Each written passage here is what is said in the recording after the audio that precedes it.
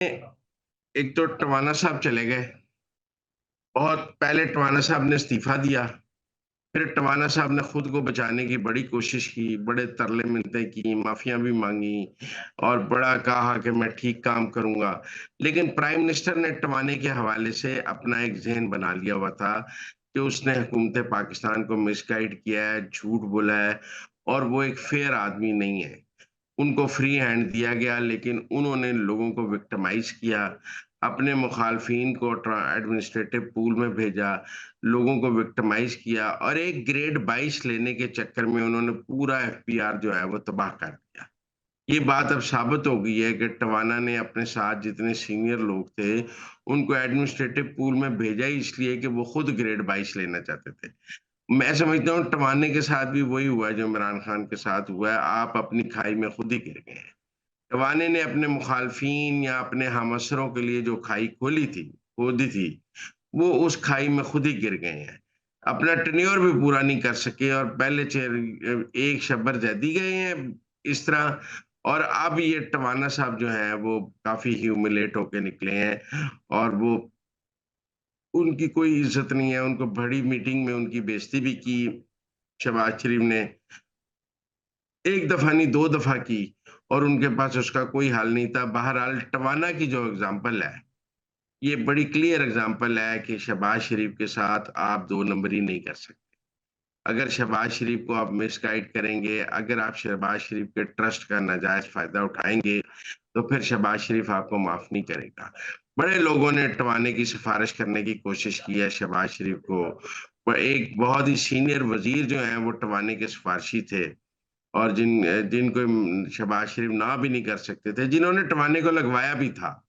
लेकिन वो भी टवाने को नहीं बचा सके क्योंकि इस बार मामला ये था कि शहबाज शरीफ समझते थे उनके साथ बद-एतमादी हुई है, उनको टवाने ने चक्कर देने की कोशिश की है और टवाना उनकी पीठ में जूरा घोंप रहा है। लिहाज़ा मैं समझता हूँ कि टवाने को इतनी आसानी से जाने भी नहीं देना चाहिए। उसने पाकिस्तान के 4-6 महीने ज़ाया किए हैं और इसकी उसको सज़ा मिलनी चाहिए। ये आराम से पेंशन लेके घर चला जाए, ऐसी बात नहीं है। करवाने की इंक्वायरी होनी चाहिए, इसने जो-जो गलत काम किए हैं उसकी इंक्वायरी होनी चाहिए और उन्हें उसकी सज़ा मिलनी चाहिए। फिर आगे बढ़ेंगे, कुछ बात करेंगे इलेक्शन एक्ट को लेकर। तो बाकायदा तौर पर अब पीटीआई की जानिब से सुप्रीम कोर्ट में इसको चैलेंज कर दिया गया है। तो आने वाले दिनों में आप इसको कहाँ जाता हुआ देखते हैं? देखिए, अब ये तो वो 8 रुकनी बेंच का इम्तिहान शुरू हो गया है। जस्टिस मंसूर अली शाह का अब इम्तिहान शुरू हो गया है। पहली बात तो ये है कि जस्टिस मंसूर अली शाह जो है तफ़सीली फ़ैसला जारी करें, जो पटारी में से साँप निकालना है वो निकाल लें। उन्होंने जो तफ़सीली फ़ैसला होल्ड किया हुआ था कि पहले ज़रा नशिस्तें मिल लें, पहले मैं अमल दरामद करा लूँ, फिर तफ़सीली फ़ैसला जारी करेंगे।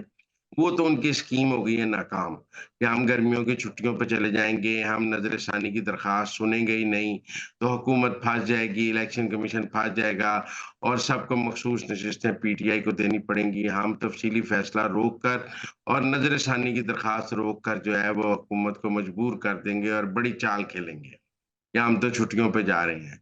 भाई छुट्टियों पे आप जा रहे थे ना, पार्लियामान तो नहीं जा रही थी, उन्हें कानून पास करके वो रख दिया। अब मंसूर अली शाह और 8 रुकनी बेंच क्या करेगा? क्या इस कानून को बैक जुम्बिश कलम खत्म कर देगा? और कहेगा नहीं हमारे पुराने फैसले पे अमल करें, नहीं तो हम ऐसी की तैसी फेर देंगे। अगर वो खत्म कर देगा तो पार्लियामेंट 15 मिनट में दोबारा पास कर देगी। जिस शाम खत्म करेगा उसी शाम पार्लियामेंट का इजलास बुला के दोबारा पास कर लिया जाएगा।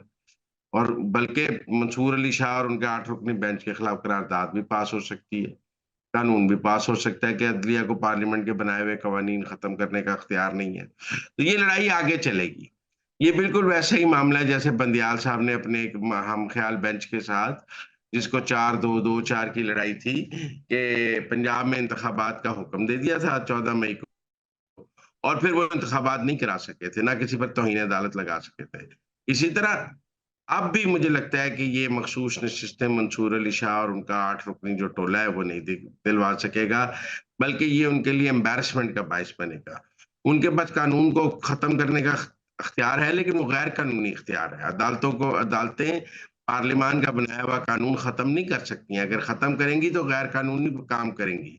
और अब तो पाकिस्तान में ये जो है बड़ा मसला हो गया कि अगर अदालत गैर कानूनी काम करे तो उसको कैसे सजा दी जाए। और अदलिया खुद ब खुद पार्लियामान को इस तरफ लेके जा रही है कि ऐसे सिक्योरिटी मेजर्स लिए जाएं कि अदलिया को आइन तोड़ने से और कानून तोड़ने से रोका जाए, क्योंकि अब पाकिस्तान का मसला ये है कि पाकिस्तान में आइन भी अदलिया तोड़ रही है और कानून भी अदलिया तोड़ रही है। अदलिया अपने पॉलिटिकल स्क्रिप्ट के लिए आइन को रीराइट करती है जो आइन तोड़ने के मुतरादिफ है, और कानून को भी रीराइट करती है जो कि कानून तोड़ने के मुतरादिफ है। तो अब तो पाकिस्तान का सबसे बड़ा मसला ये नहीं रह गया कि फौज ने आइन तोड़ा है या फौज ने कानून तोड़ा है। पाकिस्तान का सबसे बड़ा मसला ये है कि पाकिस्तान के जज आइन तोड़ते हैं और पाकिस्तान के जज कानून तोड़ते हैं। वो 3 दिन को 15 दिन कर देते हैं, वो आइन को रीराइट करते हैं, वो कानून को रीराइट करते हैं, वो एक सियासी जमात की सहूलतकारी के लिए कानून से बाहर निकलकर फैसले देते हैं, जिसे हम जुडिशियल एक्टिविज्म भी कहते हैं, और फिर उसके बाद उसका ढिठाई से दिफा करते हैं। और उस पर जब पार्लियामान अपना मौकफ दे तो उसको उसके आगे भी आंखें निकालते हैं। मेरे ख्याल में ये जो है ये बड़ा टेस्ट केस है मंसूर अली शाह और उनके 8 रुकनी बेंच का, कि वो आगे जाके क्या कर सकते हैं, क्योंकि उनके लिए भी ऑप्शंस महदूद हैं। लेकिन अगर वो कुछ भी नहीं करेंगे तो फिर शिकस्त खा जाएंगे, और एक शिकस्त खुर्दा जो चीफ जस्टिस है वो आएगा पाकिस्तान में, जिसको चीफ जस्टिस बनने से पहले ही एक बहुत बड़ी सियासी शिकस्त हो गई होगी। ठीक हो गया। तो नाज़रीन, ये थी आज के अंदर की बातें। आपसे मुलाकात होगी अब अगले प्रोग्राम में। आप तब तक के लिए हमें दीजिए इजाजत। अल्लाह निगहबान।